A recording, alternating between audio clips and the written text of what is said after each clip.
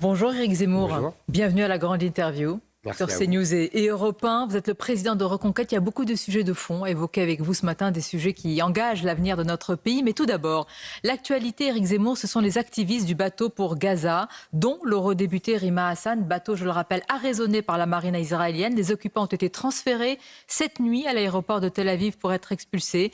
Mais on a appris ce matin, ce sont les informations d'Europe 1, que Rima Hassan refuserait d'être expulsée. Elle ne signerait pas les papiers. Dans le même temps, Jean-Luc Mélenchon a appelé à une manifestation, un rassemblement hier, rassemblement au cours duquel une journaliste de France Info a été insultée, agressée, qualifiée de facho. La question est celle-ci. Que recherchent Jean-Luc Mélenchon et Rima Hassan? Vous savez, c'est assez simple à comprendre. Je distinguerais Rima Hassan de Jean-Luc Mélenchon, même si leur combat est évidemment commun. Rima Hassan est une activiste pro-palestinienne. Apparemment, c'est le seul sujet qui l'intéresse dans la vie. Je ne vois pas, d'ailleurs, pourquoi elle a demandé la nationalité française. Qu'est-ce qu'elle a de commun avec le peuple français dont elle se moque comme de son dernier kéfier? J'avoue que je ne comprends pas très bien, et d'ailleurs je ne comprends pas très bien non plus pourquoi on lui a donné. Ça, c'est un autre sujet qu'on pourrait reprendre. Elle, c'est exactement ce que disait, vous savez, le roi du Maroc, qui disait la Palestine est l'aphrodisiaque des Arabes. Rima Hassan, elle rentre exactement dans ce schéma. Il n'y a rien d'autre à dire. Elle a tenté une opération de communication qui manifestement s'est retournée contre elle, puisque au lieu d'avoir des mitraillettes et des avions en face d'elle, elle a eu des pains au chocolat. C'est moins victimaire, comme évidemment. Donc là, on voit bien que le service de communication de l'armée israélienne l'a prise à son propre jeu. Passons. Maintenant, Jean-Luc Mélenchon, c'est un autre sujet. Jean-Luc Mélenchon, vous savez, c'est lui qui parle de nouveau peuple, de nouvelle France. Il dit même que ses électeurs de 2022 sont le tiers-État. Dans sa bouche, il connaît bien l'histoire de la Révolution française. Qu'est-ce que ça veut dire? Le tiers-État, c'est le peuple français. C'est celui qui va prendre le pouvoir et qui remplace les aristocrates, les nobles, les rois, etc. Donc, pour lui, ses électeurs, avec un fort pourcentage arabo-musulman, sont le nouveau peuple français qui va remplacer le peuple français. Vous savez, on dit à Danton un jour, quand même tu exagères, les aristocrates que tu envoies à la guillotine, ils sont pour la plupart innocents. Et Danton a cette réponse magnifique, il dit, oui, ils sont innocents, mais ils gênent l'avenir. Et donc, la Palestine fait partie de cette stratégie d'avenir. Exactement. En fait, les Français de souche gênent l'avenir voulu par Jean-Luc Mélenchon, qui est de détruire la France et de la remplacer par un pays arabo-musulman, en tout cas dominé par l'élément arabo-musulman. Et cette stratégie, oui, passant par les urnes, parce que passant par la démographie, tout bêtement. Et cette stratégie pro-palestinienne à tout craint, je rappelle qu'il a axé toute la campagne des élections européennes sur la Palestine. Je ne vois pas le rapport avec l'Europe. Pareil, il continue là avec Rima Hassan, avec ses manifestations complètement grotesques. Voilà, tout ça, évidemment, c'est ce que je vous ai dit. Comme la Palestine est l'aphrodisiaque des Arabes, comme il veut un vote massif de l'électorat arabo-musulman en France, il joue la Palestine. C'est aussi simple que ça. Il l'a théorisé. Et est-ce qu'il a des complices, si je puis dire, objectifs? Par exemple, le président français Emmanuel Macron a exigé le retour des ressortissants français.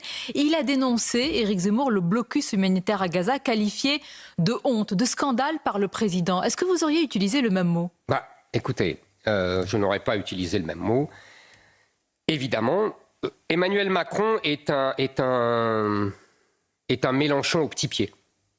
C'est-à-dire que Mélenchon veut remplacer le peuple français rapidement et Emmanuel Macron, lui, le remplace lentement. Vous voyez, il prend son temps. C'est un Mélenchon au ralenti, mais c'est les mêmes. Là, Emmanuel Macron, vous savez, quand on accueille 500 000 immigrés, pour la plupart arabo-musulmans, il y a déjà aujourd'hui 100 000 Afghans, par exemple. Et on pourrait demain en accueillir des millions, puisque la Cour nationale de droit d'asile a décrété que toutes les femmes afghanes pouvaient être éligibles au droit d'asile. Donc Emmanuel Macron, lui, c'est simple, il a de plus en plus peur de sa rue arabe. On l'avait vu quand il avait refusé de manifester contre l'antisémitisme.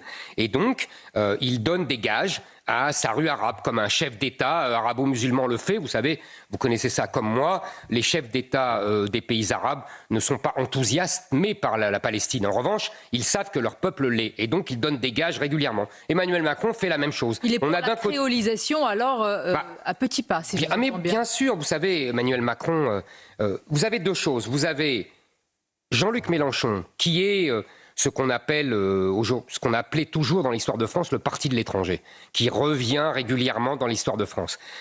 Et vous avez Emmanuel Macron, qui est dans ce même parti de l'étranger à mi-temps. Et de temps en temps, il prend il a des bonnes réflexions, et puis de l'autre côté, il va. Mais vous avez vu ses dernières réflexions. J'imagine qu'on va en parler. Donc, je vais pouvoir développer. Donc. Oui, allez-y. Mais un mot sur le blocus humanitaire. Il a tort de dire ou de dénoncer ce qui est en train de se passer sur le fond, sur la situation. Écoutez, à Gaza. Il a tort. Bien, moi, je pense que, en tout cas, je ne suis pas d'accord avec lui. Je pense que il faut bien voir l'origine de cet affrontement. Alors, soit on part du 7 octobre et on voit les horreurs et les massacres perpétrés par le 7 octobre, qui est un pogrom, comme en fait les Juifs n'en avaient pas connu depuis un siècle, depuis la fin du 19e siècle en Russie, et encore.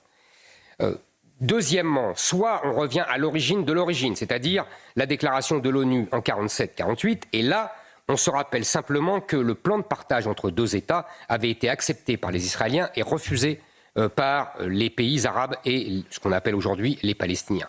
Donc dans les deux cas, les Israéliens veulent se donner 10 ans de répit. C'est tout. Ils auront une guerre éternelle, parce que je pense que le monde arabe n'acceptera jamais l'existence d'un État d'Israël sur la terre, une terre musulmane, et en plus, qui a été musulmane, et en plus, un pays d'Israël qui gagne et qui est armé. Vous savez, dans l'imaginaire arabo-musulman, le juif doit être le dhimmi sur lequel on frappe et qui ne répond pas. Si maintenant il se met à frapper, à répondre, et en plus à gagner les guerres, c'est inadmissible, c'est presque théologiquement inadmissible. C'est une inversion aujourd'hui des choses et exactement. de la réalité Donc, des les valeurs Israéliens, selon vous. Les Israéliens font la guerre. Ils font la guerre comme on l'a fait aujourd'hui. Vous savez, quand les Américains bombardaient Dresde en 1944, il y avait beaucoup d'enfants, il y avait beaucoup de femmes qui mouraient. Et on n'a pas dit que Roosevelt était un criminel contre l'humanité. On n'a pas dit que c'était un génocidaire. Malgré tout, vous n'estimez pas aujourd'hui qu'il y a des limites à cette intervention ? Il n'y a aucun génocide. Un génocide, les mots ont un sens, ou alors ils n'en ont plus. On voit bien la dérive des mots. Le génocide, c'est la volonté de détruire tout un peuple. Les Israéliens font la guerre et évidemment, quand vous avez des combattants du Hamas qui se cachent derrière les civils, évidemment que vous bombardez là où il y a des civils.